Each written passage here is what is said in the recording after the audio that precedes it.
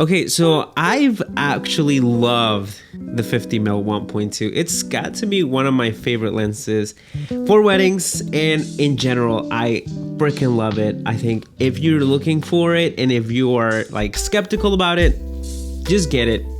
You won't be disappointed. I promise. I can't guarantee, but I promise you that. So today we're talking about the 50mm f1.2. It has been amazing. It has been my favorite lens for weddings. I will say this is probably not the lens that you want to get if you're just starting to get into weddings or filmmaking or any of that. I would consider something like a 24-70 or something like the Tamron 28-75mm. I think that's the focal length of that lens. I'm not 100% sure, but I would go to that route if this is your very first lens. I would not go for this as your first lens since you are limited, and we'll talk about that as well. So right off the bat, let's talk about build quality. This thing is heavy, but I love it. I love heavy lenses. I know some people don't really love that, but to me, this thing just feels really nice on the hand. And actually, if I put it on, this is what it looks like. You can see that it's pretty big. And this is a really weird comparison, but if you've ever shot with the 50mm 1.2 from Canon, you'll notice that lens is particular. So I'm just gonna switch my words at this point. You'll notice that lens is a little bit soft. And it has a lot of chromatic aberration, whereas the 50mm from Sony is actually like really sharp. It doesn't have any of that aberration happening, and with glaring, it's actually incredible. So you can actually backlight your subject, especially for weddings. This is amazing because you're not hunting for focus, and it looks beautiful. That is not a problem with this lens. Whereas with the Canon 50mm f1.2 has some issues with that. But we're not talking about that lens. We're talking about this thing right here. So let me switch back again. Boom. You have an aperture ring here. Now, this aperture ring is clickable, or you can actually have it so that it's a smooth aperture by switching this click or on or off button here. And I'll show you that. So if I have it on, you'll hear the click. And it's more of like a dull click, not an actual click. But then if I switch it to off,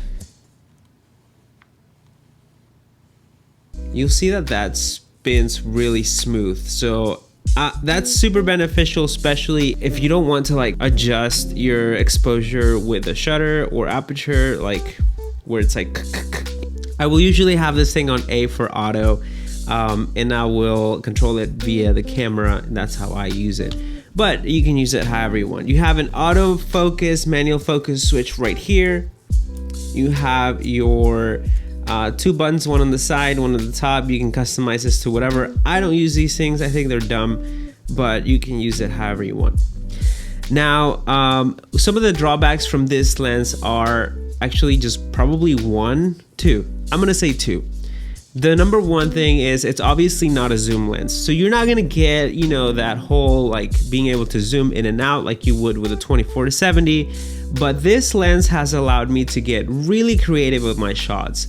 I can move in and out as I need and really think about how I'm shooting so that I can create a really great edit in post and tell a story in that matter.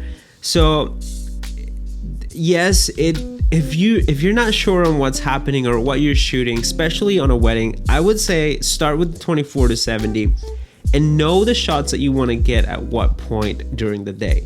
What I'm saying is know when to use this lens, know how to use it, and make it work in your favor. Because you can have this lens, but if you don't understand the shots that you're looking for, you might miss out on its full potential on the way that it can actually improve your edits. So, and that goes for any lens for that matter. So start with the 24-70. You're gonna be super happy with it. This lens is amazing once you have that lens or certain amount of lenses that you want to own, add this to your camera bag and you will not be disappointed. This lives with me on every wedding, and I know what I'm looking for when I shoot with this lens. So if you have the opportunity to pick up this lens, go for it. I promise you, you're gonna love it. And that's it for me. What else? That's it for this lens. I've covered just about everything. I hope that it was super helpful. If you have any questions about it, let me know in the comments below. There's gonna be a link for this, and along with everything that we use for weddings, our whole kit is gonna be linked down below. Other than that, I will see you guys on the next one, and maybe I'll do a what's in my camera bag for weddings. I think that'd be super interesting to see as well. All right, with that said, I will see you guys on the next one. Peace.